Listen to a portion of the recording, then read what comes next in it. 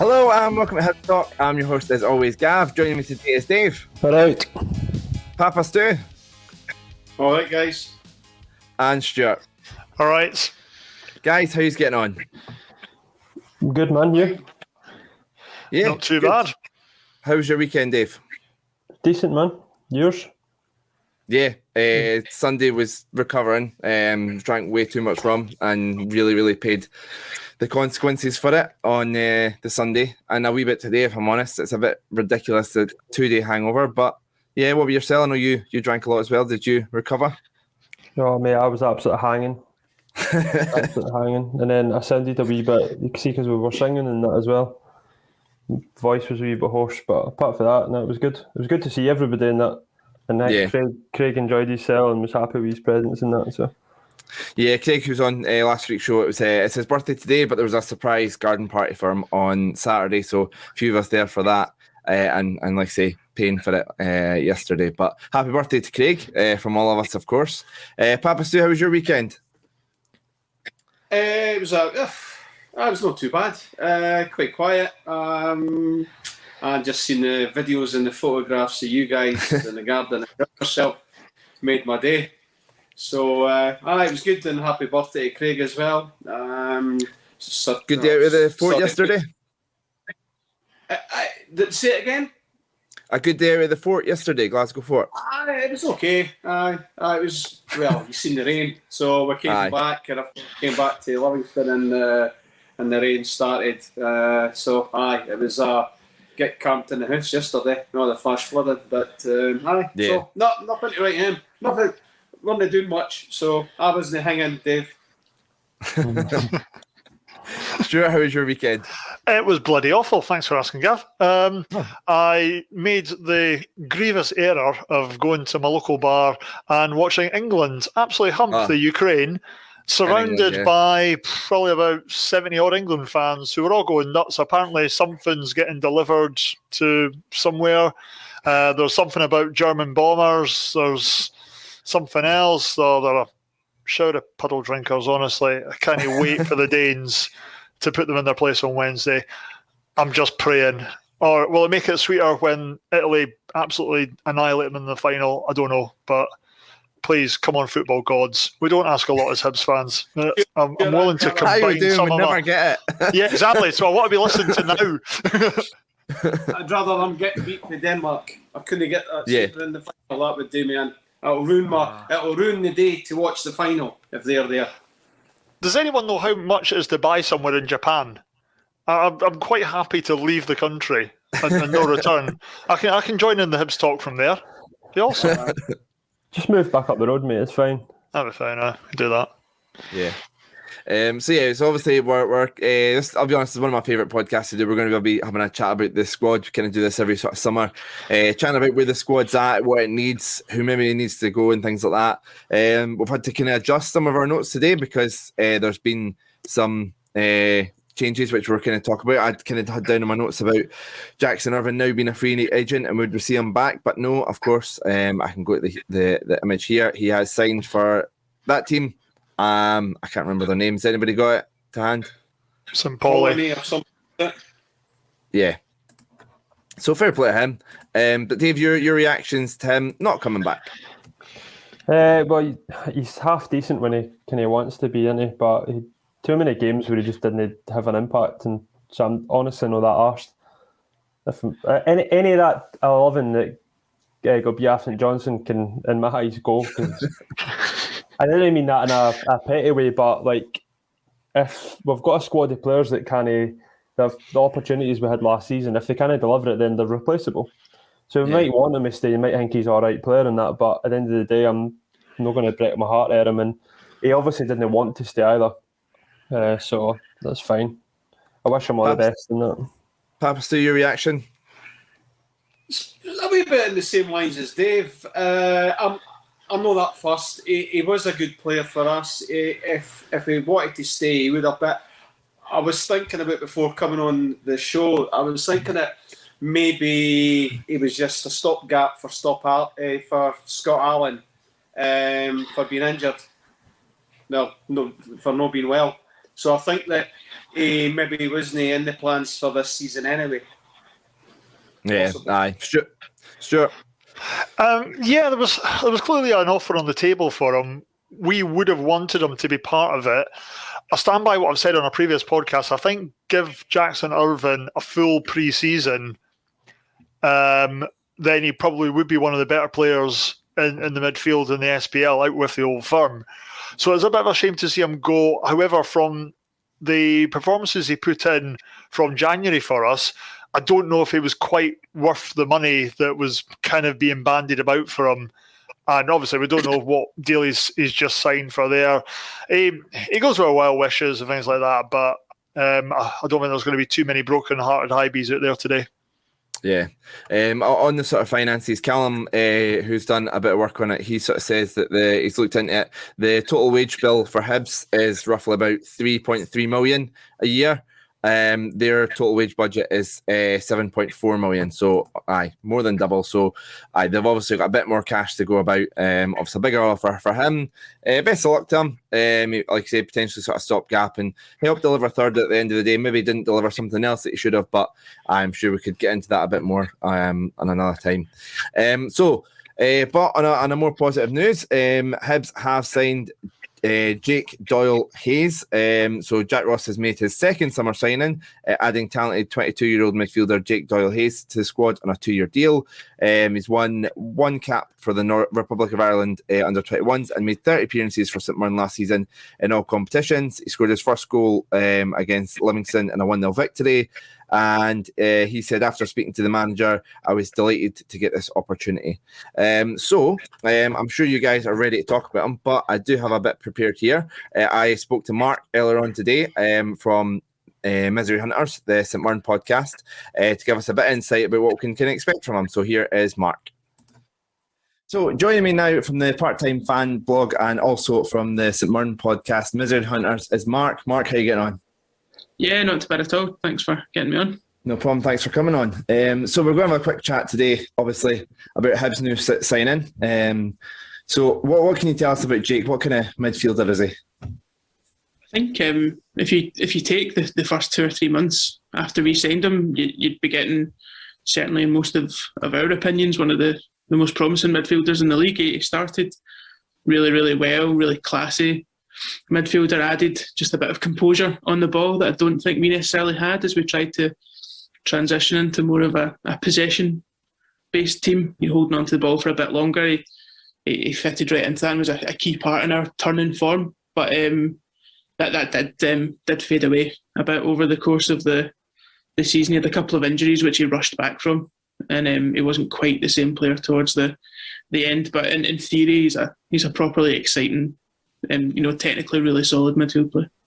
So you mentioned there a bit of a mixed season for him, 30 games in total. It was you said it was a better start, but overall was it a good season for him, or? Yeah, positive season. I think most St Mirren fans would probably have wanted him to stay if it wasn't for the kind of contract side of things, which I think rubbed some people up the wrong way. But generally speaking, if you're talking only about his performances on the pitch, it was definitely more positive than negative for sure. And he's definitely a very talented footballer. It's maybe the frustration at our side was just that we didn't see it for the entirety of the season. And based on how he spoke, we thought it would probably be more than one season as well. So a little bit of frustration. How are you feeling ahead of next season going without him in the midfield? I think he would have been a starter, absolutely, if he'd stayed and a really key part of the midfield. I don't know that there's someone there who's a natural replacement necessarily. We've signed Alan Power from Kilmarnock, who's I think a bit more of a destroyer, which make more sense sitting in front of our back four. At times we played Doyle-Hayes really deep last year, and although I think he says he's good at his best screening the back four and playing kind of long, incisive passes, his best stuff for us was when he had a bit more support behind him and he could just focus on carrying possession and taking the ball in tight spots and picking out kind of at times quite long passes. I think he'd probably have been better with us next season with someone beside him or behind him doing that role and freeing him up a bit, whereas he tried to do just a bit too much at times with us, and I think that's where some of the slightly weaker performances were. But he's a miss for sure. There's no sour grapes. We're not going to pretend he's not a solid player. We'd rather have him than not, for sure. And I can see him doing well in theory, stronger squad that Hibs have, for sure. I think you'll settle in. Like Gogic behind him, I can imagine would really support him. So I think that'll suit him well. Yeah, I was going to my next question there. You sort of mentioned about somebody sort of like screening the back four. We've kind of got Gogic. So it's the sort of thing we're kind of trying to figure out if he's maybe going to be a backup for Gogic. But the way you're talking, it sounds like you could be quite complimentary playing beside him. Yeah, I mean, I think if similar to us at times last season, I think if you lose that Gogic, who is the one guy that does that job in the team, you're not getting a replacement here at all. He's not a hard tackling spoiler of a midfielder who'll break up opposition attacks. He's someone.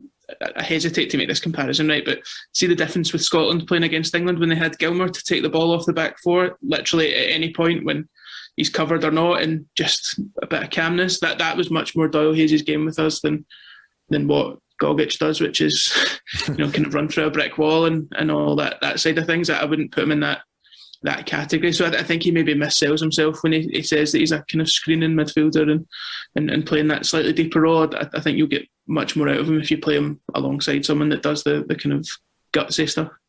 Yeah, but I would say I think it's a really exciting signing, quite a young signing as well. But thank you for taking the time to have a chat with us today about him. And I like to say people can find you at Misery Hunters, St Mirren podcast, and also the part-time fan blog as well, yeah? Cheers. I'm sure you'll get us on for the next 10 signings you make from St Mirren over the course of the next 18 months. So. You've probably seen a lot more of you. Thanks a lot. Cheers, bud. Brilliant. So thank you to Mark for that. He's a bit cheeky there at the end, but I'll have to sign a few to be fair to him. So Stuart, I mean, you and me were kind of speaking as well as like saying the group chat and stuff about, maybe this is a backup to Gogic, but from the way that Mark's speaking, sounds that he's got a bit more to his game than that. Sorry, Papa Stuart, myself, Gav. Yourself, aye. I basically heard him there saying that we've signed Billy Gilmour, which is extremely exciting. I think obviously it's always good to get another fan's perspective, these type of things. Potentially could have called the consistency of a 21, 22-year-olds into play, especially in such a weird season. That we had last year. It would be good to kind of have someone with that kind of composure in the midfield and let kind of Gogic do what he does best. I would say. Dave, what was your kind of initial reaction to the signing? What, when it happened, or to what he's just said? Both. Do both. Well, when it happened, I'm not going to lie, I hadn't really heard of the guy, and then I'd heard them being spoken about on when I've watched like a View for the Terrace, and that they've done bits on him there. So I'd seen that, and then on the day of him signing, that was it James Fowler had tweeted saying, "Oh, Hart should jump in on this," and I was like, "Who is this guy?" So, but that's all I've really heard. I've never really paid attention to him when we've played. So. I've got this tweet here. Craig Fowler put not doing any scouting / analysis article on the signing, but I will say this, Hibs, you've got yourself an underrated gem. I'm a huge fan of JTG. I think he sounds like he might be a bit like Dylan McGeoch. Like that's what McGeoch did when he was at Hibs. It was taking the ball off, and he just like kind of metronome, like calmness on the ball. We've got something in this player that's maybe something we were lacking last season, which is encouraging. I don't know if he will be an out-and-out starter, but when obviously Dundee United were looking at him, what Craig Fowler's saying there, that all seems quite encouraging when you've got opposition fans kind of gritting their teeth at you making a signing.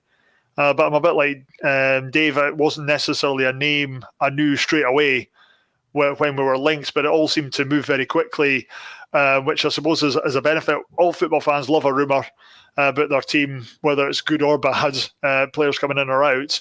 Hibs seem to be almost the masters of playing the cards close to the chest with this kind of stuff, and all of a sudden it was kind of like the deal was on and then he'd signed. Yeah, it did seem to happen very quickly. Just to quickly say, we have temporarily lost Papa Stew, and issues there. Hopefully, we do get him back. But yeah, Dave, can you see him being in contention for a start? I mean, we're going to chat about the squad a bit more in a second, and this will kind of nicely lead us onto it. But do you see him as a starter? Yeah, but possibly. It just depends what way we do it, because we have got, like, you've seen it bandied about, a few jokes and that, but we've got about 1 million midfielders. So you've got to think, if he's starting and Gogic is starting, like, is McGuinness starting? Scott Allen, like, what's happening with Stevie Mallet? Like, just all that type of thing. There's quite a lot of central midfielders, so we'll just depends how he plays in pre-season, and he'll get his chance in the European games, and then we'll see for there what system suits best. Yeah, so it'll be an interesting one. I think it's quite an exciting signing, and like I say, let's jump into the rest of the midfield. What does the squad need? And let's have a chat about the midfield. But Dave, as you sort of said there, there's been a thing, too many midfielders. There's been a thing bandied about. So I mean, we kind of spoke about him earlier on, Stuart. Scott Allen, potentially a big season for him, and maybe one of the reasons why Irvine will not be that much of a miss. We had the same kind of excitement about Scott Allen last season, but it is like signing a new player. Delighted that his health issues have now been placed under control, things like that for it now. And Scott Allen on his day is one of the best midfielders in Scotland. I will say that. And between having him, a fit McGuinness, a fit Cadden, and a fit Murphy, you're starting to. These are guys that we just really didn't see a lot of last year. So it's actually quite exciting. And I don't know how much we're kind of needing to strengthen in those type of areas with that before moving on for other parts. Got Papa Stu back, should be back in a second. But Dave, as we're waiting for Papa Stu there, you mentioned McGuinness. I mean, a bit of a big season for him as well. Do you think there's a bit of pressure on him for him to deliver as well? Yeah, because when we signed him, there was a bit of expectation around him, and then since then, Jack Ross has said that he hopes that McGuinness is the answer, like, next season. In terms of, like, it should be like a fresh signing because he's kind of been stop-start, and he hopes that that's where a lot of goals will come for midfield. So the fact that Jack Ross is saying that makes me think that obviously he's in first team plans. So yeah, there's a lot of pressure on him because he's not hit the ground running at all. It's been a very, very stop-start. The thing, we signed the guy, he did have an injury, then he got COVID, and then there was kind of other things. He was really stop-start. I don't want to judge him on last season, but we paid a bit of a pretty penny for him from our old friends at St Mirren. I reckon the boy will come good.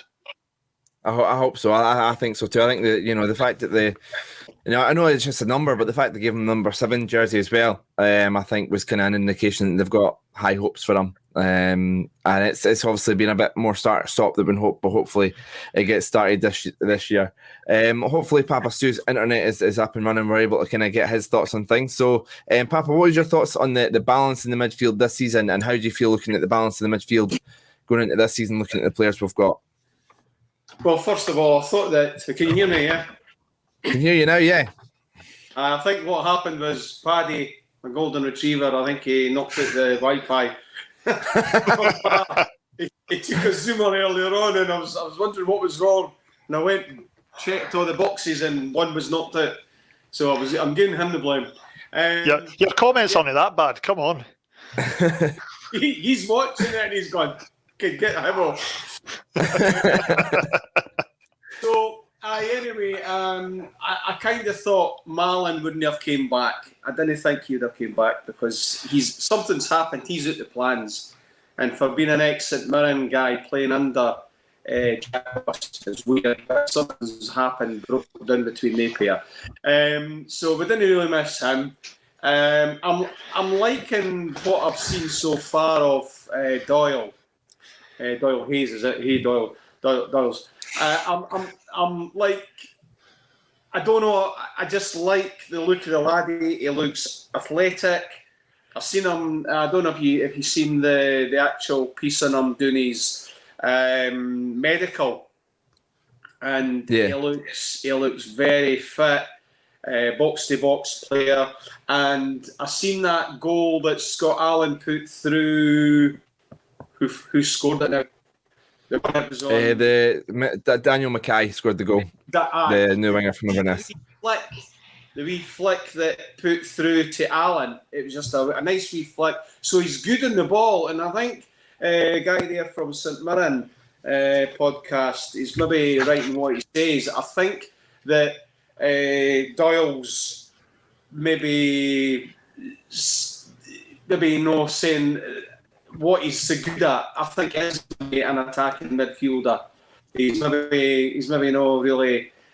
Came in, he's maybe playing it down, but I think that was outside 18-yard box that he was playing, and he'll look quite clever on the ball. So midfield, maybe Jack Ross's. How many midfielders have we got? Must have about. Well, I can run through them now. Good thing I've got them prepared here. So we have Kellen McGuinness, Dre Wright, Joe Newell, Alex Gogic, Stevie Mallon, although rumoured to be heading off, Daniel Mackay, Milker Hallberg, Jake Doyle-Hayes, Scott Allen, Chris Cadden, and Jamie Murphy. Jamie Murphy was listed as a forward, but I mean he never plays up top. He plays in the left wing, so he's a aye. And I guess you could shout bingo from that. I wouldn't have got them all. So you're talking about 10 or 11 midfielders. So I would imagine, I don't know what I missed, but I would imagine that I think Hallberg could be on his way out, because he'll be wanting first team football, so he could be away. Mallon, so there's two. We've got plenty covered. Dre Wright as well. Just hasn't worked for him. Nah. Yeah, on my notes, that was the three names I had there: Mallon, Wright, and Hallberg. Dave, do you see those three going, or do you see any other ones, or do you see any of them staying and proving people wrong? Nah, I think Mallon will go back out on loan, which is a bit weird. You'd probably rather, if he wasn't in the plans, he was just sold. Dre Wright, I can see him going somewhere, probably back to St Johnstone or something. Mind you, I say that as if that's a bad thing, going back to a double cup winning side. I don't think he'll be making that step up, sadly, for him. And then, what was the last one? Hallberg. Hallberg done all right towards the end of the season, but yeah. I'd quite happily have him as like a squad player, but it's just whether he'll do that or not. Whether he's happy with that or whether he wants to be playing. I think we need better than that for starting, but yeah. Yeah. I mean, Stuart, we're going to have a look at the rest of the squad in a sec, but I mean, I guess the midfield's probably the best time to kind of chat about this. How do you see Hibs setting up next season? Do you see the 3-5-2 continuing, or maybe get the best out of Scott Allen with 4-2-3-1? How do you see them setting up? I really don't know. We had a lot of practice at the start of last season about formation liquidity, so kind of getting a lot of movement, things like that. So will we kind of take it game by game and not have a solid, this is how we set up, other teams have to combat us, or are we going to go out there and change to get the best out of players against certain teams? So I just really don't know. I suppose kind of the answer might come with more signings to see how we strengthen up the defence, what we want to do there, and take it from there. Yeah, I mean, Papa Stu, I mean, sort of mentioned it there about, the formation stuff. We had quite a settled 11, I say more so the second half of the season. Is that something Jack Ross will try and work towards, or can you see that sort of changing depending on the opponent with having different options? It's very difficult, Gav, because he's got a budget, and if he's bringing in players like any other manager at any other club, he'll have to offload players to bring them in. So I'm really, like Stuart, it's very, and I think until another 3 weeks, 4 weeks, I still think that we don't know yet until we see who's going out and who's coming, because they might have another couple of players coming in. I'm honestly, it's hard to. Jack Ross is always quiet. It's very hard to read that man. So you don't know. Might be another couple of players. It's honestly, I've not got a clue with that. Very difficult. It is. Dave, I mean, the sort of first summer signing is Daniel Mackay. I mean, it's hard, obviously, I don't know about you, but I never seen much of Inverness last season, but he did get in the Championship Team of the Year, very highly rated. Murphy sort of hit or miss in terms of form and sort of injuries in that position. Do you see him as a potential starter for Hibs? Yeah, well, that's just what you've got to ask yourself, though. He played left wing, aye? Yeah. Yeah, so if we are playing 3-5-2, how do you squeeze him in? If you've got Doig left wing back, then you're playing 3 more central, 2 up top. He doesn't really fit in, does he? No. He would fit more into the 4-2-3-1 with Boyle on the right, him on the left, with Doig up top, Cell or something. That would Scott maybe Allen in the work with middle. Scott Allen behind, but then do you play Gogic and Doyle-Hayes, or where does Joe Newell go? Play the season, you know what I mean? So, options. It's good to have options. And also, great point brought up on the chat here. Thanks for getting in touch, guys. K Rob, 1989. Another question: do we have enough depth in our squad, given potential for group stage football with the European Conference League? So we might be looking to hold on to a few more bodies than we normally would in positions to play Sunday league games. It's good that we do need that squad depth. I think there's an argument though about too many fiddlers. Papa, so you were going to come in with something there, sorry. Yeah, just what Dave was saying there, and you asked the question about Mackay. I did see him. I mentioned this before in the pod. I seen him against. Was it Morton? I seen him against Morton in one of the playoffs or one at the end of the season, and I think that Scotty Allen's probably felt the gaffer to bring him because they were playing well together, and Scott Allen played a couple of nice balls in for him, and I think he scored one of them. And I thought I think this, you'll maybe remember this. I actually thought it was the other Mackay. Was it Billy Mackay? Because I've never seen the guy before, and he scored a screamer, and I just thought it was Billy Mackay, but because he plays it, he's like Inverness or Ross County, he's always back and forward there. So I have seen him, but I didn't know who it was. And Scott Allen, was he up there on a scouting mission? To when he was up there on loan so was he up there to watch to see him and also get first time football? So you never know. Aye. It's good to hear that partnership's already kind of started, and I think Jack Ross spoke about in terms of pre-season they were able to get him in before because obviously the championship season finished earlier. He was actually training with the boys the last couple of weeks of the season, so he's already kind of done that settling in process. And that's meant he can kick on even sooner, which is good. But yeah, lots of options in the midfield. Let us know, like say in the chats, and if you're listening to the podcast at HFC Talk, which midfielders you think will go and how you think you'll see us setting up. But let's have a chat about the defence now. So I mean, quite a few options in defence. Stuart, I'll come to you first on this. A fully fit Cadden, is he now the first choice right back? A bit more attacking, a bit more often going forward. Yeah, would be for me. I was really impressed with what I saw with Cadden. Kind of chucked in far too much at the deep end for the St Johnstone semi-final in the League Cup. There was just a few things not right that day. Let's leave it there. Obviously had his back injury issue towards the end of the season. But fully fit Cadden back in full training. Yeah, absolutely delighted to have him in here. Gives us a bit more kind of solid. And I tell you, he's no slug either. Yeah, really quick. I think, this right winger earlier in his career and he's sort of transformed back to right back and obviously right wing back depending on the formation. But yeah, I can see him starting. I think it's going to a tough one in terms of where Paul McGinn comes in. Obviously, if you're playing the back five, potentially right centre back, we'll come back to centre backs a bit more in a second. But to me, I think Cadden's kind of the first choice right back now. But Dave, on the left hand side, if Doig does go, obviously a lot of links with Watford and things like that. Do you see Hibs bringing in a new left back, or do we go with Louis and Mackie? Is that enough?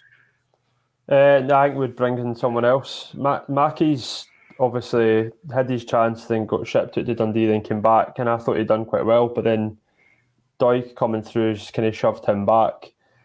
But we never even seen him towards the end of the season. I don't know if he was injured in that, wasn't he? He's injured, yeah. Long-term injury.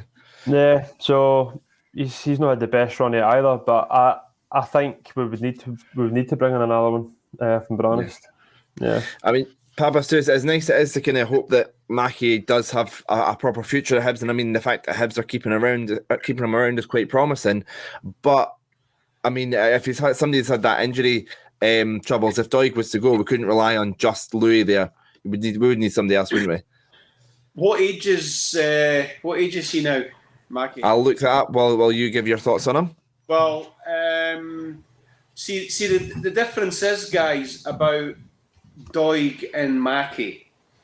Doig's 18, right? He's 18-year-old, and look what he's done. He is a different calibre to Mackie. Mackie, okay, 22, yes. 22, right? So he's 3.5 to 4 years older. Now he should actually have, even if you average it out, maybe about 25, 30 games a season. Say 25 games a season extra, more than Doig. So he should have at least maybe even 70, say 60, 20 games a season. And he's not done it. I know he got hung out to dry when after the Rangers game, and I didn't like that, but because he was coming good then. But it's then opened up to Doig. So I think that for being 22, he should actually have been away to other clubs and played maybe at least 3 seasons on loan. So he's got that experience, because a young player looks to have about 20, gets to his 25 games and then 50 and then 75 within 3-4 years for experience to get into a top team. And Mackie's no had it. But Doig, he just about played every game of the season. And for his age, keeping out Louis, who's a good player still, he's kept him out. The only time at no point under Doig did I think, he's just a young laddie or anything like that.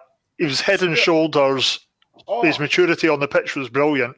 Stuart, that's why there's teams coming in for him for 2, 3, 4 million, 5 million, right? Because he's just showed he's that level. He's consistent. You can't take that away from a young boy at his age, that if he's not consistent, that's what lets young players down, that they make mistakes and then they panic. That guy doesn't panic. Dave, have we got to be a bit careful though? I mean, I always remember when McGinn left, and then, I mean, we were guilty of it in this podcast as much as anybody else. Every sort of midfielder that was in the team afterwards, the likes of Slivka and stuff, and the way we tried to Malin and we tried to set up the midfield, we would always just be comparing to John McGinn. John McGinn is like superstar. Is it maybe whoever is left back next season, if Doig does go, if he's, sold on to somebody like Watford for a lot of money, should we not be comparing to Doig, who obviously, or should we kind of be aiming really high for standards of every position? I don't. Well, Doig, see, to me, that Doig's not like the complete article yet, so it's not like we're watching this. Like, for me, superstar at the moment. I just think he's got loads of potential. There has been a few games he's had mistakes, and didn't get me wrong. Like, was he at fault for the goal at the cup final? Nah, probably not. Rooney's just a lot bigger than him, but he didn't have blinders in the games that mattered. But you see a lot of potential. So I think if we did sign somebody, I don't think they wouldn't have this superstar like name to live up to, because he's not quite there yet, in my opinion. But I think he will be. Yeah, it'll be interesting to see what kind of happens for him over the next few weeks, and whether we come in. I mean, I know sort of people were saying about McCann at St Johnstone, potential one, but one that there has been a bit more reports in terms of interest in St Johnstone player. Obviously, there was rumours about Jason Kerr. However, the last few weeks it's been Jamie McCart. Hibs are one of several clubs interested and expected to submit a second bid after an opening offer of around £200,000 was rejected. That's from the Edinburgh Evening News. I mean, sure, Jamie McCart coming off a fantastic season. Yeah, he is. I suppose certainly part of the stingiest defences in the second half of the season. Once Callum Davison came in there, he's done a fantastic job, much to our dismay. But it'll be interesting to see what kind of numbers we're looking at. St Johnstone will want to hold on to Kerr or McCart, whichever way it kind of falls. but I can't see them holding on to them. Whether their destination's Hibs or Championship England, I'm not quite sure. Dave, do you see this as Hibs obviously have put an offer? Do you see this as a potential replacement for Porteous, trying to be ready for that, expecting a bid for Porteous, or do you try to see, or we're trying to upgrade what's already there? Well, I think we need to upgrade what's already there, so I hope it's that. Because I hope if Porteous goes, we sign another one. Because I wouldn't be that chuffed going into the season with the centre halves that we've got. I want it better. I mean, better for Europe if we're going to be serious, or if we're not just happy just to turn up. Big question for me as well, though. Where does McGregor fall in all this? Obviously, came in, was an absolute superstar for us. He's still not going to be in our full plans. There was talk of Partick Thistle coming in for him as well, even though he's still got a well contract with us. Hopefully, moving into the new David Gray type role for us as well. So we're needing another big commanding centre back for me. Yeah. Someone who's very vocal and can run through a brick wall. Is that too much to ask? Well, I'll say on McGregor, I've got a bit there, so I'll ask you all this. It doesn't need. This is just sort of short answers from you all. So stay or go for McGregor, and I want from Hibs' point of view whether you would keep him, and from his point of view whether he should go out and get minutes in the last few years of his career. So just sort of stay or go from both points of view. Papa Stu, start from yourself. Stay. And he's mentioned it already that he's happy enough to be a bit part player and do his bit what he done last season. Sure. Yeah, 100%. Stay and stay. Dave? Stay and stay. Hope so. I will be very sad if Darren McGregor leaves. But yeah, I mean, so Dave, you sort of mentioned it there. I'm coming on this, and since you mentioned it, the prospect McGinn, Porteous, and Hanlon still being the back three in 2 or 3 months' time, well after the transfer window's closed, you wouldn't be happy with that? No, I just think I know that the defence done well at points in that last season, and they had a good record outside the Old Firm. So when you throw stats like that, as you're kind of like, right, fair play. But you've seen some of the individual mistakes, and I don't think it's going to be strong enough to compete in Europe and to go again this season, especially when teams are going to be getting strengthened. Like Aberdeen won't be as weak as this. Hearts will be playing against more teams that are going to be coming at us. I just think that's a problem. Papa, so do you agree with that? Would you be concerned if it's McGinn, Porteous, and Hanlon still the back three? It has to get shaken up a wee bit. We'll have to. Well, we'll put it this way: Hanlon's 30-year-old, coming up 31. I don't think they'll they'll never get rid of him. He'll be ending up like McGregor and Gray. So he'll be there. He'll always be there. We do need, what did they say? We need another centre half, a big centre half who's going to push them on, because we need somebody in there just to freshen up the defence. Yeah, there was too many times last season where things were maybe no perfect with the defence, and we were looking at it saying, well, we'll have to go with them again. There was no competition. There was no quaking, I'm going to lose my space here, anything like that. So we need something there. And whether Hanlon's been a fantastic servant to the club, there's no disputing that. I think almost we're starting to kind of get a bit of more of a wind down from him, I'm afraid. Aye. I mean, Alex, I'm still a big Hanlon supporter. I think he was brilliant last season. I think it was one of his best seasons last season. I have no issue with Hanlon starting every game. Like say about I agree with about the competition. Though I hope that we bring somebody like McCart in and somebody else if Porteous leaves. I think we need, at least another one in there. I completely agree with what Dave was saying there. And I mean, like I said, we're talking about squad depth and stuff and making sure we've got the numbers. Somebody who's back at the club and can play left back, although more sort of right footed, is Tom James. Sure, is he the answer for left back if Doig goes? the real forgotten man. Aye, second chance. Well, why not? He could be this season's Joe Newell, the man that we all kind of wrote off, but he comes back in. Had a great season at Wigan, all things considered. I think he's not short of suitors down south. Whether Jack Ross fancies him, or we just kind of get a bit of a payday from him, move him on, or he comes in and does a pre-season and does he want to stay? Does he want to fight for a place? No idea. Yeah, David, it's a strange one how well he's done elsewhere, but not at Hibs. I mean, to be fair, he's not exactly had a run in the team, though, has he? No, he's not had a chance at all. This one could go either way. I'll be honest with you, I probably do fancy him just to leave. I think.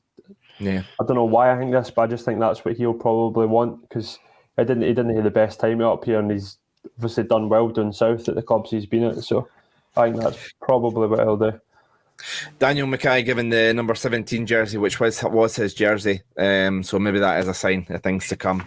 But let's have I think that's all this sort of stuff with the defence. Let us know if you would be happy with the same defence or whether you think we need to upgrade. And I have to find out where I am on my notes. Here we go. So let's. Well, we've covered the midfield, the defence. What do you think's next, Gav? Drum roll. Back to the keeper. Yeah. So yes, we are obviously talking about I'll be honest, I never wrote down the goalkeeper. Let's quickly just say happy with goalkeepers, happy with Macy and Dabrowski as a number 2. Getting cup games. Very much so. Right. Yeah. So let's talk about the most exciting part of the park, although I do like watching the midfield, the attack. Papa Stu, Nisbet, will he be here next season? Will he be here after the transfer window shuts? No. His agent is putting his name out to every man in the Doug's team. There's the people that are watching live. There's the little scroller bit underneath, and there's 2 stories which we've got down there in relation to that. Aye, his agent's banding his name about, and if it's true about the 2 teams in Russia, they'll be offering him 15 grand a week, no problem. And if what we've heard about him, that he's chased the money since he started getting into the professional football, which isn't a bad thing. Football's a short career. You got to do what you got to do. Of course, listen, Gav. Honestly, as you know, I've dealt with football players, but I'm telling you now, if he gets offered 15 grand, what's 2 years out going to Russia? Gary O'Connor done it, and struggled with it though. Yeah, but that was Gary O'Connor. Listen, great football player, but he couldn't. He's never. Anyway, we're not going into that. Yeah, let's start digging this hole. Nisbet, football players are totally different now. But Nisbet, if he gets looked after, he could go over there 2 years. Even if he signs a 2-year contract, he might be back within a year, because if he does well, he moves on again, and he comes back could be coming back to England or wherever. So, if you're getting offered 15 grand a week over in Russia, why not? It would be, I would do it. If he does go, how do we replace those goals in the team? Well, I'm going to give the answer that some people start pulling their hair out, especially Stephen. You just, I'm going to say it. Yeah. Didn't I say it? I'm not going to hear it pull out. Nope, you just sign Lee Griffiths. Simple as that. Correct. Lee Griffiths has just committed to another year at Celtic. He's no. It's all a play, mate. You don't understand. You've been fooled. It's all a play. So you think Celtic would take a chance on signing a player to another year contract just on the off chance that they can strike an agreement with Hibs, who they've had difficulty striking deals with in the past? Yes, because we've got something. They've got something that we want. Aye, correct. So that's what I think, and that's what I think will happen. They'll be like, well, here's Nisbet, 3 million, and there's Lee Griffiths, and I'll be like, one then. So there you go. You can actually think about it, guys. Maybe the agent's saying we've got, who's going to talk to anybody in Russia? We've got 2 teams in Russia that is after Nisbet. So Celtic are going, shit, we better get in there. And then what do you use? Listen, it could all be sorted out behind the scenes and we didn't even know. Could be that Griffiths is coming here. Right. So I mean, Sure, I don't know if you buy into this conspiracy theory. I don't know if you want to get the tinfoil. No, I left my tinfoil hat downstairs. Sorry. Right. I mean, so other than Griffiths, which is just the answer for everything, how else would you replace the goals if Griffiths was unattainable? I'd like to know. I'd like to know what Nisbet is like round about the squad as well. What do his teammates think about him and kind of his attitude and things like that. I'm not suggesting there's an attitude problem, but there's clearly been dips and things like that. The guy's put in a transfer request practically everywhere he's been in his career. For it, his agent's constantly touting him to be away, bigger, better things. Understandable, but right now Hibs hold all the cards. He's got 3 years left with us. We're not having to push to get rid of him or anything like that. We might not need to replace the goals. But I've said for long enough that Hibs have been shy of striker anyway. So if one's leaving, we're still needing another 2 coming in. Dave, could you see Doidge and Boyle being the main 2 strikers and having competition behind them? No. I can't see that now. I agree with Stuart. We need somebody else. And they 3 have performed well together. That's where our goals came from last season. And you're right, we probably do need competition in behind for midfielders, banging them in. But I don't think that would be the answer. I think we would need to bring somebody in, and I think Griffiths and Doidge would work together brilliantly. See, just on the chat on Twitch, somebody said Doidge didn't travel to England, so that's a bit of an odd one. Maybe we're looking for 3 strikers. Oh, didn't say that. I couldn't cope with Doidge going as well. Nah. Surely it's an injury or. It's not like he should have been up in the Wales squad and having time off. That's what it should be. But anyway, that's why Wales went out. Yeah, Reedy's causing some trouble on the chat as well, just basically saying Jamie Gullen, and also who's the main striker for St Mirren. Might as well just take them as well. Actually, it must be cheaper at this stage just to buy St Mirren. Surely to Christ. Papa, I know you sort of spoke about Mackie being 22 and stuff, and kind of I think Gullen's is actually the same age. Is he any chance of him having a real impact this season at Hibs, or do you see him going out on loan again? I think he's got to try. I think they've got to try and give him a chance now. He's got. If the guys are talking about 2 and 3 strikers that we need, we have to keep him because. He's no young boy. 22, he should be pushing for a space in the team now. But if Doidge or Nisbet goes, we have to use the money because if Doidge goes and Nisbet goes, we've got to go into the transfer market and get 2 good strikers. We can't just go and try and get a player for the championship that might come good. We can't do that again. But there's nothing worse than other clubs knowing you've got money. If we cash in on Nisbet, then all of a sudden the price for any player we inquire about goes up. That's just football. Yeah, but Stuart, what you do is you buy before. You keep it quiet and you buy before. You didn't go and sell it, put in the paper, and then say, right, we're needing a centre forward, and then they put the price up. We fucking get in there, and they should know that, because that's like in any business, So a name that's jumped up quite a few times in the chat. Thanks for everyone who's getting in touch. Shanklin. He would not be cheap. I don't know how much we're going to get for Nisbet, but we wouldn't get much change of £1 million for Shanklin. I think the same sort of price. And apparently he's way above our wage structure already. Yes, Dundee United were wanting to cash in on him. He'll go down south. Yeah. So sorry, everybody in the chat. Shanklin. Maybe. So Dave, who knows? What everyone's seems to be saying is we can't, take a gamble in terms of a striker coming in. So what they're saying is we need somebody that could come in, maybe knows the club quite well, could hit the ground running. I mean, Florian Camberry's probably looking for a fresh loan after heading back to his Belgium club. Nah, doing that. We're doing well, mate. Nah. Serious question though. Obviously, we're talking about these folk hopefully still being there. Boyle, a lot of interest in him in the last couple of years. Will he still be there? A year left on his deal. Well, I don't know. It's a 2-year deal. It's a 2-year deal last year, so a year left on his deal. It's only going to have a year left in it, so it's just whether. Well, we're not going to be desperate to sell him. So just if a bid comes in, and then it's good enough, then we're a selling club, aren't we? When we want to be, or when it fits. So I think if something came in, then maybe Have we got a season to go with him, did you say? Yeah, one more. So clubs can talk to him in January. Right. They'll sell him in the summer, and that's for me, okay? So let's record that. I'm telling you now, he'll be away.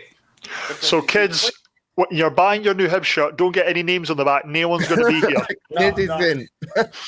I'll tell you why. If Hibs I've gave him a contract, when we did, and increased his wages, they're wanting money back. And if they run that down till next year or till January, and then in January he's moving on, he'll not play for the last few months like everybody else. They'll keep themselves because they're going elsewhere. So Hibs, in my opinion, will get rid of since he's got a season to go. And the reason being, he's been playing for Australia and he's been playing well. Yeah, very well for Australia. So I think he'll get a move and he'll treble his wage. So we've got Gullen leaving, Nisbet leaving, Boyle leaving, Doidge leaving because he's not headed down to the training. We've got Halberg leaving. Who's staying? Jay Wright's leaving. Jay Wright's leaving. Aye. It's concerning. Is that somebody leaving? No, that was my Star Trek. That's a Millennium Falcon. Millennium Falcon MP3 player thing, like audio thing. The battery's down on it, but I've turned it off, so it won't do that noise again. Apologies for that. But yeah, Dave, anyone that hasn't been mentioned that's going to leave? Porteous, he'll leave. Doig. Yeah, to be fair, I think Doig probably will leave. I can see him going down south. Right. So it's an interesting one. It's kind of like in terms of where the squad is, it kind of depends on who goes and who doesn't go. Like I say, obviously getting our opinion on who we think will go and who won't go. Let us know who you think is going to stay, who's going to leave, and who maybe has to come in. And please give us more. I'm sorry, but like give us more intelligent answers than Lee Griffiths. No offense, Dave. Come on, there's more at Hibs transfer market than just signing Lee Griffiths. Anyway, let us know your thoughts. Who you want to see a sign, and I didn't want to see Griffiths as a sign in. Really good point. I don't know the answer to this, so I'm going to throw it open to the floor. Thank you, Monarch Mark II. Will Jack Ross sign a new deal? How long was Jack Ross's deal when he came to us? I thought it was a 3-year deal. That's a good point. The manager signed he'll sign a new contract. Yeah, so did he? Well, yeah, because otherwise, where did he pay them? So, I just thought a manager would just stay and then that would be it. But I suppose I wouldn't imagine a manager running out of contract and being like, I've left because my contract's run out. I suppose it's a lot easier for a manager to say leave if he just fancies a new deal. He quits the club. There's nothing to stop. There's nothing to really stop them. Then teams come to compensation agreements later on. Yeah. No, I think he'll sign a new deal. I think that's the club love him. I think he's enjoying it here. I think he sees he can build up his reputation and do something more long term here. So yeah, very confident about that. We'll come to the rest of your questions in a minute. The last point I had here. Let's be a bit more positive, so we're doom and gloom about everybody leaving. Youth players to kind of step up and kind of help be a part of the squad. I've got 3 names here, but I know there is more. I don't have Laidlaw written down, for example. But I mean, first name I've got here, Josh Campbell. Dave, I mean, I remember going to a few pre-season friendlies with yourself and being impressed with him. Thought he was quite good on the ball. Is he somebody that could be in and around the squad, especially with more games of Europe? Yeah, but what age is he as well? I don't have everybody's age. 2 seconds. Yeah, but you're saying that because I just think we've just always got these youth players that just never get a chance. And it's like, what age are we starting to bleed people in? And again, he's 20, just turned 21. Yeah, and he's not had a proper. It's still young, but he's not had a proper chance yet. To be honest, Dave, 21's no really knowing the game nowadays. Nah, that's true. It's no. You know, when you think about, and I know Wayne Rooney was an exception, right? But he played when he was 16. I kind of looked about 36, but 16. Now, I know that the next name is probably O'Connor. Is that in year 3, Gav? He was on the 3, yeah, so we can talk about him. Right, and that's the reason I'm wanting to say it, because Wayne Rooney was an exception at 16. Now, why not get the lad O'Connor in around the team, and be at Saturdays. He might not be in the squad, but he's travelling. He'll have his trackie on. He'll be there at the games. Get them along and be in amongst them. Somebody might get injured at warm-ups or something. Put him on the bench. The laddie, if he's anything like his old man's big. You know, and he came in at a young age as well, Gary. He did, yeah. We gave him a bottom 6 run at the end of the season. I think he scored in practically every game. Well, Stuart, Gary O'Connor is a big lad, and I don't know how big his laddie is. If he's grown, big like that. If he is, get him in. As Dave said, we didn't give laddies a chance before we can it. They're away, and they've never had a chance. Give the laddie a chance, even if it's 5-10 minutes. That's not going to kill them. 10 minutes. There was a few times last season, and we were up in games, and some of Jack Ross's substitutions almost kind of make you shake your head. You're thinking, no, get a young laddie on, get them his win bonus, make him feel a bit more part of the squads, give him a chance and get him a run out there in a game that you're just seeing out. Well, Stuart, Papa Stu just mentioned there about, being the tracksuit, being around the squad, like being in the squad but not making the match day squad, being on the bench from time to time and being in around it. A lot of time last season was Stephen Bradley. Is there an opportunity now for him to take a step further and have a lot more minutes this season? Somebody that a lot of people are really excited about. Sure. Yeah, absolutely.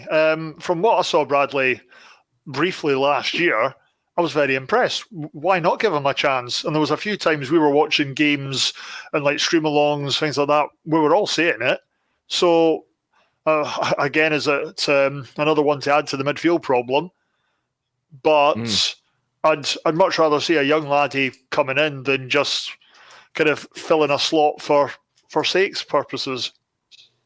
Yeah, I think I remember speaking to Jack Ross in sort of like the lead up, the sort of last few games of the season, and I've kind of asked Dave if there was opportunity for him to get minutes, and he kind of said maybe not so much this season, but definitely next season, and kind of compared him to kind of like, if Doig was the breakout star this season, he kind of tipped Bradley to be that one this season. Is he one that you're quite excited by? Yeah, well, when you hear that type of thing, then obviously it kind of helps, but I've not seen much of him. But why do we need to have like one a season? Can we not bleed a couple in at this one time?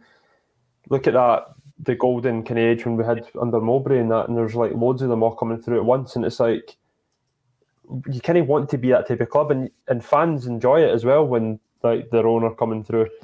Seem to get a lot more leeway, and because it's exciting. Aye, Dave. On the Twitch, what's his name? The foot streamer. He says, I'm just saying that about the laddie O'Connor because it's Gary O'Connor's laddie. I'm not really saying that because of that. I'm saying it because he scores goals. That lad, every time you see him playing, and I know it's not the level that he's going to be coming in at, but I always say a goal scorer, if he kens where the net is, he'll do it whatever level. And Nisbet's just shown that. Nisbet came from the lowest league straight up. He went back. He came to Championship, and now he's a Premiership. And now he's playing in International. So, the boy, foot streamer boy, is saying, it's because it's Gary O'Connor. No, it's not. It's goal scorer, and that's what you need. And you've got to blood them through what Dave said. If you didn't blood these laddies when they're young, they'll lose interest and they'll just say, fuck this, I'm getting out of here, I want to go and play football. So we've got to give him a chance. Aye. I think somebody that we've not helped his development is Ollie Shaw. He was somebody that knows how to score goals, and we messed him around having him as third choice, but not only getting him like 10 minutes or not even bringing him on, no putting him out alone because we wanted him as a third choice, and we're only giving him enough minutes. And then it's kind of stunted his development, and hopefully he kind of kicks on and proves us wrong this season, has a good season with Ross County. But Dave, that's some. Sorry. So there you go. Dave, that's one we've got to be careful with. No, make sure we just. Sorry, mate. Sorry. On you go. What are you going to say? Sorry, on you go. I'm just saying, just quickly. He scored that goal against Celtic in the semi-final at Hampden. Aye. And it was like, wow, what a player! Never got a chance again.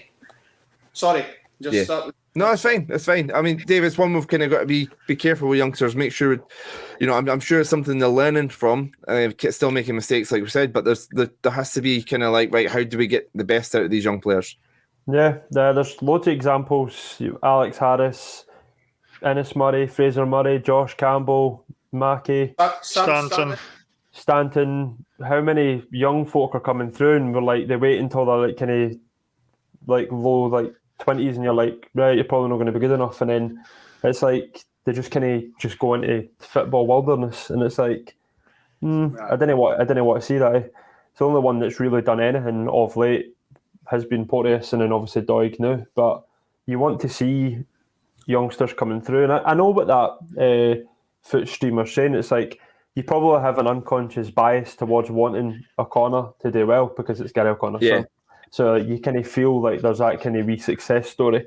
And it still blows my mind that he's even able to play for Hibs, because it doesn't feel that long ago Gary O'Connor was still kicking a ball. Gary O'Connor being a 16, 17-year-old playing beside Brewster and learning his trade. Yeah. I remember that so well.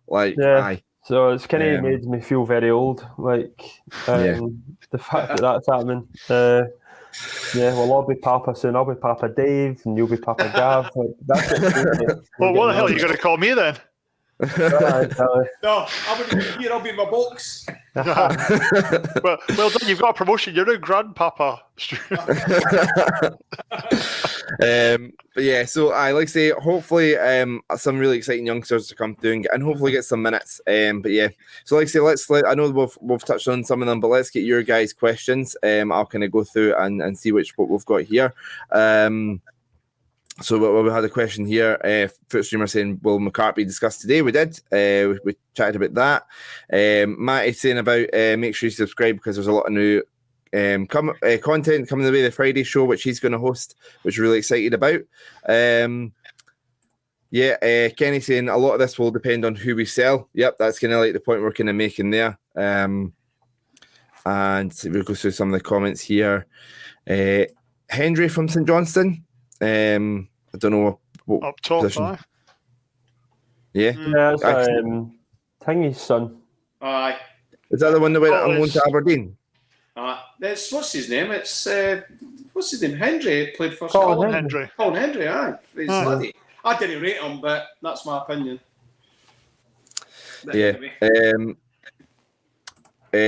Matt suggesting saying Jamie McLaren is smashing the goals down under. I don't think we'll be able to afford him, Dave.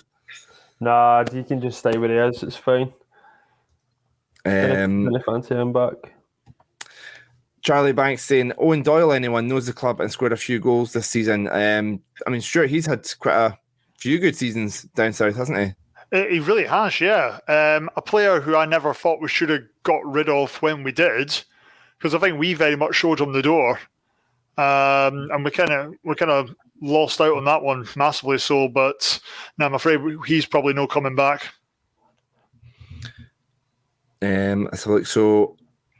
Hellsbells 1963 thought Boyle signed a deal until 2023. I'll check just now, but I am sure it was a 2-year deal that he signed. Yeah, somebody said 2.5-year deal, so we might have him a tad longer.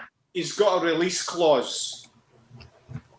The team will get a release clause that if someone comes in with an X amount of pounds, it can go. That was all a bit unclear. According to transfermarket.com, I will mute this. Contract until May 31st, 2023. So yeah, maybe 2 years left for Boyle then, if that's correct. That makes it different then, Gav, because I'm getting corrected by my mum on a fucking stream. Brilliant. Is that your mum? That's my mum. Aye. All right, Papa. Hello, Mrs. Wilson.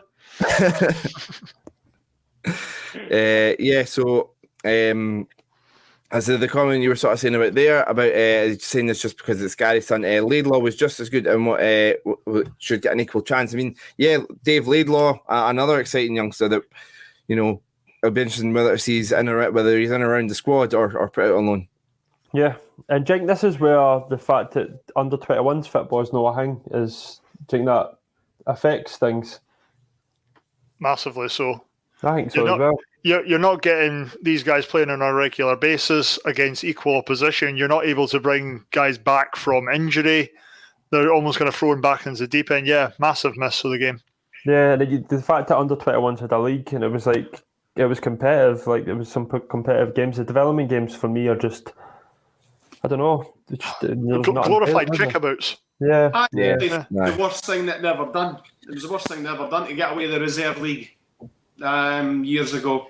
You know, this going out and just too many small clubs looking to cut corners. Yeah, the reason they're doing it though is because they've maybe got one or two players in that league, in that club, and the rest of the players are never going to make it. But they need a living, don't they, to play in the park? So that's the reason that they're doing these leagues. I still think they should have a reserve league that if you're injured, you go and play the first 90 minutes, built up, and then come into the team. I think it's ridiculous. Question here from Kenny: is Bradley not off to Edinburgh City for a year? So I believe Ryan Shanley is away to Edinburgh City for a year, but as far as I'm aware, Bradley's still in and around the squad, and like I say, highly thought of. And like I say, on that Ryan Marshall saying Bradley should have played a lot more last year. I completely agree. Hopefully more time for him this year. John with question here: if you could sign 3 realistic signings for this window, who would you take and why? So I mean, while the guys are having to think about it, Dave, you can start off with your first. Lee Griffiths. I'd say Lee Griffiths, and I'd probably try and be extremely greedy and get McCart and Kerr facing Johnson. Just take the two of them. Wow. There you go. And if you're telling me that signing a guy that can't get his game for Celtic and is in the early 30s and 2 folk for St Johnson is unrealistic, then might as well just chuck it in there. Stuart, can you think of 3 that you're realistic signings? I would like to see us make a big play for Kerr. Absolutely. I think he's kind of the player we want. We know he's a big Hibs fan as well. And okay, that isn't the be-all and end-all. Bit of an outsider. I'd like us to maybe take a look at that Seedorf at Motherwell. Every time I've seen him, I've been very impressed. Kind of causes a lot of trouble for us. And, I'm just going to keep banging on about it. I just want another bloody striker. I don't care who they are, really. Papa Stu, can you think of any names that you'd like to see brought in this window? I'm like Dave. I want Griffiths in because I think Nisbet will go. And there'll be another striker which I've not got a foggiest just now. Oh, what was the name of that striker we played against in the Cup for Queen of the South? Young guy. He'd be quite good. Not sure. I can't remember his name. What was his blooming name? That's going to annoy me. Well, come on, comment section. Help me out.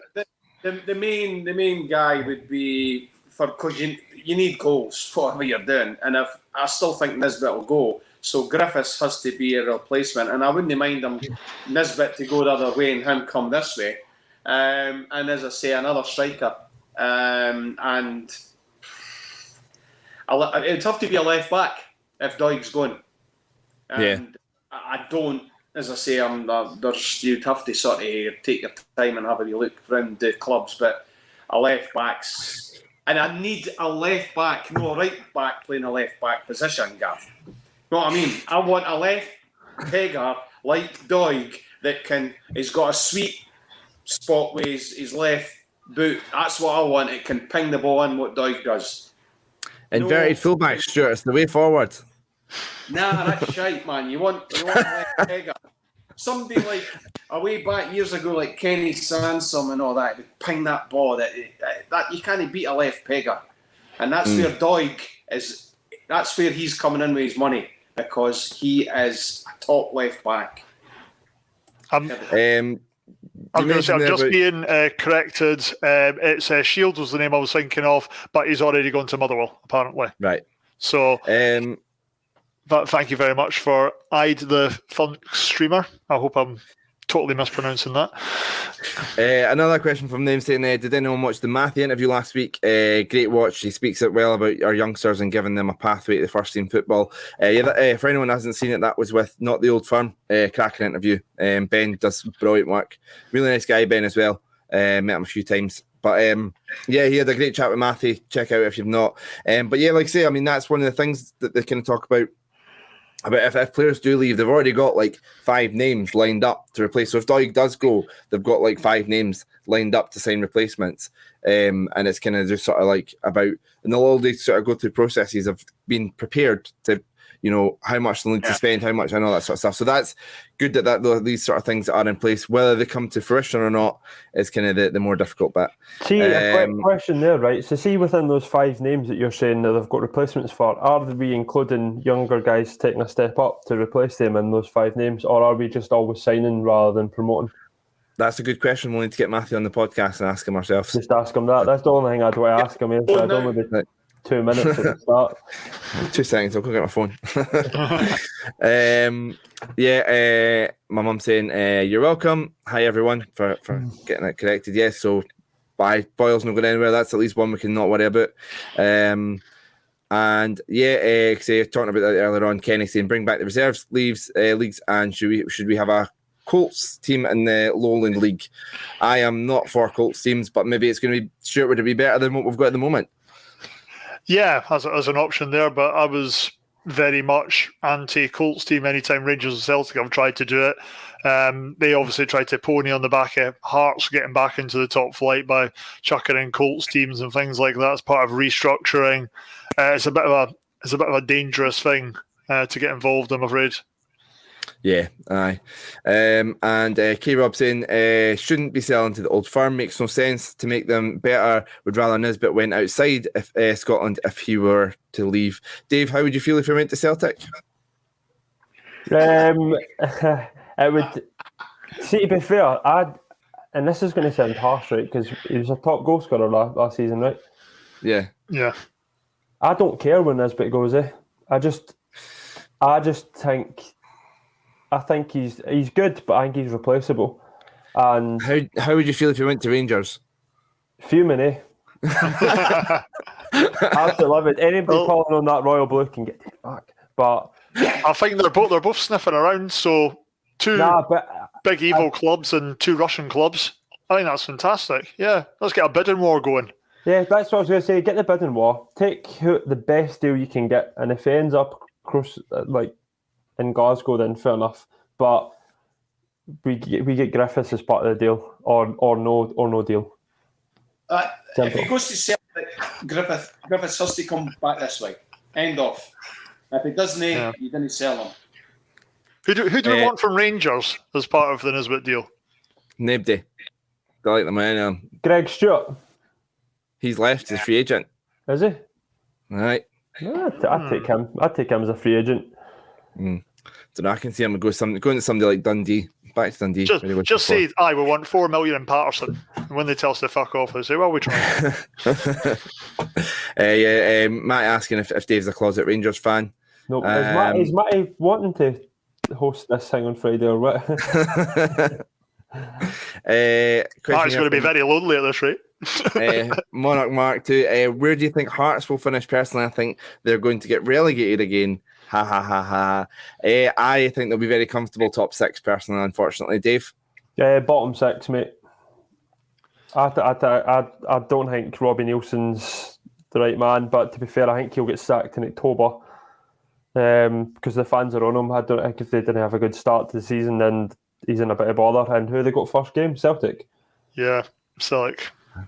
At home, though. Papa Stu? They've hardly sold any bloody season tickets. Yeah. True. Their numbers are surprisingly low. I think Hearts will be in the bottom 6. They've got a couple of years to get themselves back up again. They to get themselves like how they are, because the revenues, Stuart's just said, the revenue's not there. I think the Hearts fans have they've now looked at it and thought, they're knocking the eyes at us. And when was the last time? When we've been in the same leagues, have Hearts been, selling less tickets and season books than us. I can't remember that. Even when they've been in the Championship, when we've been in the Premiership, they've always had more season books sold. So I think that they're just sort of saying to themselves, now, enough's enough. So I think they'll take a couple of seasons till they get themselves back up again. Aye. Well, we'll see. It's at the end of the day, as much as I hate them, I'm delighted Edinburgh derbies are back, especially with fans back. This is the game on the 2nd of January game is a game I'm looking forward to more than any game this season. So I'm delighted they're back, as much as we hate them, and it was funny when they were Championship. Funny for one season, I genuinely think I would start to miss them if they were away for too long, as ridiculous as that sounds. But yeah, thank you for your questions. So we'll start to kind of wrap up. Just a quick thing, we'll tweet out the links you need and things like that, but we go again with the fantasy football. We will have our league again. And yeah, congratulations again to Ewan Miller who won our league last year. And Dave, I know you were in a couple of leagues with Billy, including the North East Scotland Hibs league, and Billy pipped you on the last day of the season. Last day of the season, mate, absolutely bottled it. I've not even got an excuse. Like I was going to say I took my outfit in that, but I genuinely didn't. I just had some horrendous picks, and I think Billy went a few wild cards to try and overtook me, and it worked. So that was a bit of a dillion because it was 100 quid or something was to the winner. So yeah. Aye, fair play, Billy, for that. But yeah, like I say, I put my team together. I have to say, the budget is a lot smaller than I kind of thought, because I remember I had Nisbet as my most expensive forward, and I ran out of money with still needing a central midfielder and 2 goalkeepers. So it's kind of hard to budget. I've got a team, but I'm not happy with it, so I'll need to mess about with it over the next few weeks. But yeah, like I say, glad that fantasy football's back. And like I say, make sure you keep an eye on your socials. We'll get the link to our league up there as well. Make sure you update that app as well. It's one of the things you've got to do. But yeah, so we'll start to wrap. Dave, what's your plans for tonight? Dinner, mate. I've just come straight for work, so I'm just going to go and get some spaghetti bolognese, and then I'm probably just going to chill. Nice. Yeah. Papa Stu. What's that? Because I was putting out, you'll see why I'm doing it. So I was putting up the Twitter handles. Papa Stu, what's your plans for the night? Well, it's just about finished, 8 o'clock, so there'll be nothing really on. Just maybe watch a bit of TV and then bed. Nothing much. Nice. I'm having pizza tonight, like the healthy pizza, Joe Wick's pizza, so looking forward to that. I am absolutely starving. Stuart, a wrap? No, it's like 80 grams of self-raising flour and 80 grams of natural yogurt, and then you start it together and then roll it out into pizza dough. But yeah, and like they use like low-fat mozzarella and stuff, and still brilliant. And Stuart, I'm putting up everyone's Twitters here, but you don't have Twitter, but you have the Is It Fast Twitter. So if you can't get enough of Stuart talking about Hibs, if you're so let me get this straight. I said Motorhead, and my partner says no, that's a band. It's a petrol head, and I was like, but I thought Motorhead was named after people who liked cars and stuff. Is it, Stuart? You're the expert now. Is Motorhead the correct term, or is it just petrol head? No, it's more petrol head. Right. For that there, but yeah, if anybody wants to hear my half-baked opinions on cars and anything fast as well as football, delighted to have you join us. We cover everything fast from BTC sports, touring cars, speedboat racing, drone racing, absolutely everything with that, and we've always got a little bit of car news from across the world as well. So yeah, please do get involved. Thank you very much.